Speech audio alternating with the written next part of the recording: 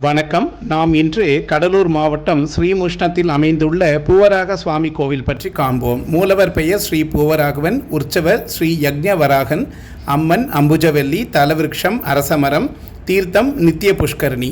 திருமாலின் 10 அவதாரத்தில் வராக அவதாரம் சிறப்புமிக்கது. இவரே பூவராக மூர்த்தியாக காட்சி தருகிறார்.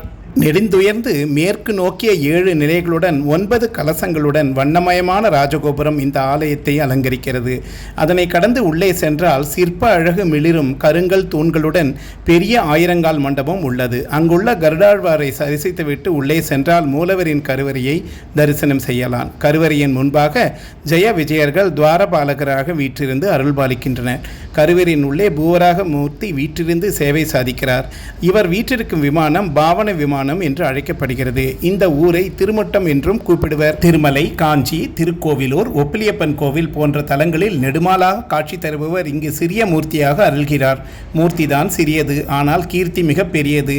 அவரது தோற்றம் கொள்ளை அழகு. மேற்கு நோக்கியபடி வராகரின் திருமேனி இருந்தாலும் அவரது முகம் தெற்கு பார்த்து இருக்கிறது. வழக்கமான சங்கு சக்கரம் ஏந்தி 4 திருக்கரங்களுடன் காட்சி தரும் மகாவிஷ்ணு இங்கு வராக மூர்த்தியாக 2 கரங்களுடன், அதுவும் இடுப்பில் கை வைத்தபடி எழிலான தோற்றத்துடன் காணப்படுகிறார். அவருடன் ஸ்ரீதேவி பூதேவி தாயார் இருப்பது மேலும் சிறப்பானதாகவும், இங்குள்ள மூலவரின் திருமேனி முழுவதும் சாலிக்கிராமத்தால் ஆனது. எனவே தினமும் திருமஞ்சனம், அதாவது அபிஷேகம் செய்யப்படுகிறது. பிரம்மன் யாகத்திலிருந்து தோன்றியதால் யக்ஞவராகர் என்ற பெயருடன் உற்சவர் திகழ்கிறார். இவருடன் திருமகள், நிலமகள் ஆகியோருடன் இருந்து பேரருள் புரிகின்றனர்.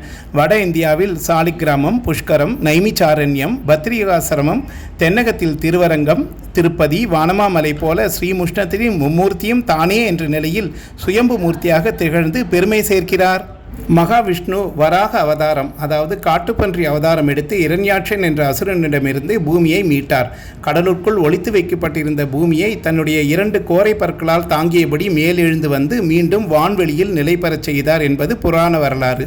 தனது ஒரு விழி பார்வையால் அரசமரத்தையும் மறுவிழி பார்வையால் துளசி செடியும் உருவாக்கினார். அவர் உருவாக்கிய அரசமரம் இந்த ஆலயத்தின் பின்புறம் உள்ள நித்திய புஷ்கரணி திருக்குளத்தின் தென்கரையில் உள்ளது. இதுவே தலவிருட்சமாகவும் அமைகிறது.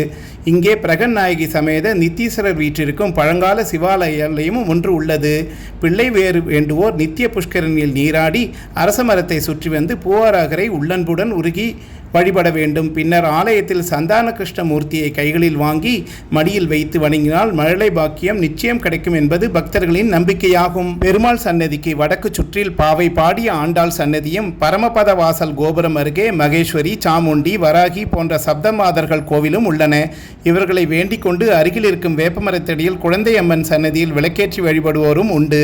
உடையவர் சன்னதி, சேனை முதலியார் சன்னதி, வேதாந்த தேசிகர் சன்னதி ஆகியவற்றில் திருச்சுற்றில் உள்ளன. தெற்கு பக்கத்தில் தனி சன்னதியில் அம்புஜவல்லி தாயார் கிழக்கு திசை நோக்கி அமர்ந்து அருள்பாலிக்கிறார். அருகே உள்ள வளையமாதேவி என்ற ஊரில் கார்த்திகாயினி முனிவரின் மகளாக அவதரித்து இத்தல பெருமாளை திருமணம் செய்து கொண்டவர்தான் அம்புஜவல்லி தாயார். இத்தலத்து சுவாமியையும் தாயாரையும் வணங்கினால் திருமண வரம், குழந்தை பேறு கிடைக்கும், பகை அச்சம் விலகும், காரிய தடைகள் நீங்கும் என்பது கண்கூடு. இந்த ஆலயத்தின் மகிமை பற்றி கந்த புராணம், பிரம்மாண்ட புராணம், விஷ்ணு புராணம், ஸ்ரீமத் பாகவதம் ஆகிய நூல்களில் விளக்கப்பட்டுள்ளது. மற்ற தலங்களை விட இத்தலத்துக்கு மிகப்பெரிய சிறப்பு உண்டு. ஆம், இது மத நல்லிணக்கத்தை காப்பதுதான். 15 தினங்கள் நடைபெறும் இக்கோவில் திருவிழாவினுவது மாசிமக நாளில் உற்சவர் சிதம்பரம் அருகே உள்ள கிள்ளை என்ற கடலோர கிராமத்துக்கு எழுந்தருள்வார்கள்.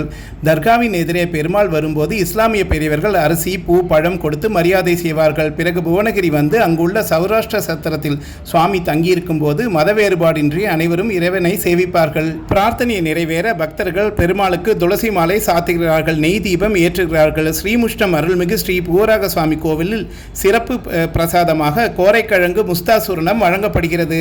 ஓம் நமோ நாராயணா. நன்றி, வணக்கம். மீண்டும் சந்திப்போம்.